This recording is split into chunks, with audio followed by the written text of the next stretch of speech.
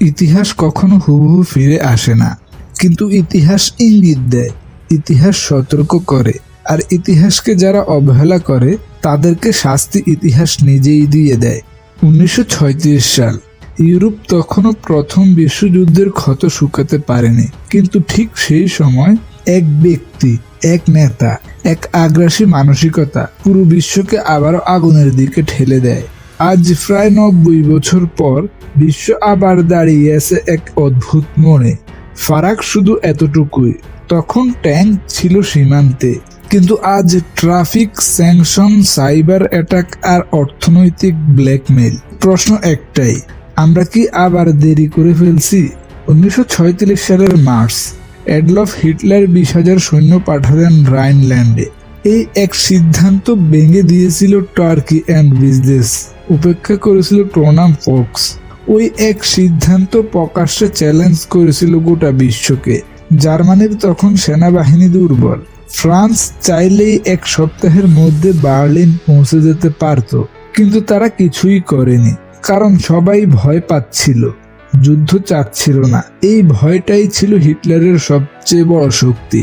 France, Britain ভেবেছিল Hitler একটু আগ্রাসী, কিন্তু বোধহয় সে আর এগোবে না, থেমে যাবে।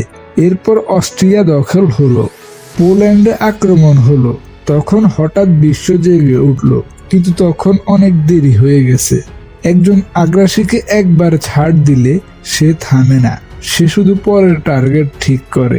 দ্বিতীয় বিশ্বযুদ্ধের ধ্বংসস্তূপের উপর দাঁড়িয়ে পৃথিবী সিদ্ধান্ত নিল, আর কোনো যুদ্ধের দরকার নেই, আমরা শান্তিপ্রিয় ভাবে বাঁচব। আর এভাবেই জন্ম নেয় United nation, rules based international order, সার্বভৌমত্ব এবং আন্তর্জাতিক আইন।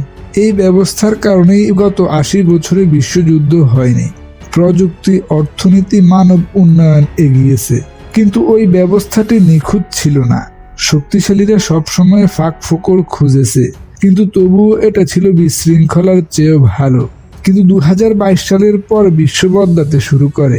কোভিড-19, ইউক্রেন যুদ্ধ, গাজার উপর ইসরায়েলের বর্বরতা, তাইওয়ান নিয়ে চীনের সমস্যা, এবং এর মাঝখানে একজন নেতা যিনি নিয়ম মানেন না, বরং নিয়ম ভাঙাকে নিজের শক্তি মনে করেন, আর তার নামই হচ্ছে ডোনাল্ড ট্রাম্প। ডোনাল্ড ট্রাম্পের কাছে গ্রিনল্যান্ড কেন গুরুত্বপূর্ণ? কারণ এখানে আছে বিরল খনিজ, আর্কটিক সামরিক অবস্থান, চীন বেল্ট অ্যান্ড রোডের বিকল্প পথ এবং ভবিষ্যতের নেভিগেশনের রুট। ট্রাম্প বললেন, we will take Greenland by deal or by force. এই এক বাক্য ইউরোপকে কাঁপিয়ে দিল, কারণ তারা ইতিহাস ভুলে যায়নি। এইবার ইউরোপ চুপ থাকেনি। ডেনমার্ক স্পষ্টভাবে ডোনাল্ড ট্রাম্পকে না বলল। ন্যাটো যৌথ সামরিক মহড়া দিল। সাইবার সিকিউরিটি অ্যালার্ট জারি হলো। মার্কেট ও ট্যারিফকে অস্ত্র বানানো হলো। বার্তা একেবারেই পরিষ্কার, এইবার আর অপমেনশন নয়।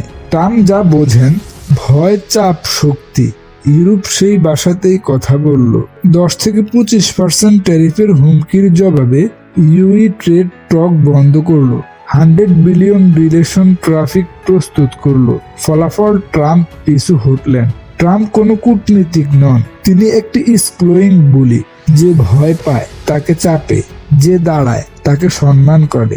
রাশিয়া, চীন, ইউরোপ যারা দাঁড়িয়েছে, যার কারণে ট্রাম্প থেমে গিয়েছে। যারা মাথা নত করেছে, যেই দেশগুলো ট্রাম্পের কাছে মাথা নত করেছে, তাদের উপর ট্রাম্প আরো চাপ বাড়িয়েছে। কানাডার সাথে আমেরিকার 200 বছরের বন্ধুত্ব, সবচেয়ে লম্বা আন্ডাররেটেড বর্ডার, তবু প্রথম ট্যারিফ যুদ্ধ এবং প্রথম অর্থনৈতিক চাপ দিল কানাডাকে আমেরিকা। এটা মূলত ট্রাম্পের নির্দেশেই হয়েছে। তখন কানাডা বুঝতে পারলো এই পৃথিবীতে আর কোনো পার্মানেন্ট বন্ধুত্ব নেই। তাই তারা চীনের দিকে হাত বাড়ালো এবং নিজের পথ নিজেরাই বানালো। নতুন বিশ্ব ব্যবস্থা মূলত ভয়ের উপরে দাঁড়ানো পৃথিবী। আজকের বিশ্বে কোনো আদর্শ নেই, নীতি নেই, শুধু শক্তির ভারসাম্য।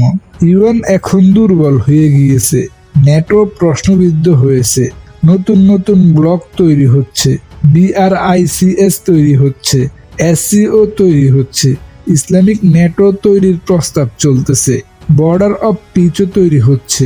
প্রতিটি শক্তি নিজের প্রতিষ্ঠান বানাচ্ছে। তবে পরিশেষে বলাই যায়, 1936 সালে যদি রাইনল্যান্ডে হিটলারকে থামানো যেত তাহলে দ্বিতীয় বিশ্বযুদ্ধ হতো না। আজ যদি আগ্রাসী মানসিকতাকে শুরুতেই না থামানো যায়, আগামী দশক হবে আরো ভয়ঙ্কর। প্রশ্ন একটাই, এইবার কি আমরা সময় থাকতে সবকিছু শিখে যাব, নাকি আবারও ইতিহাসের ভুলের তালিকায় নাম লেখাবো?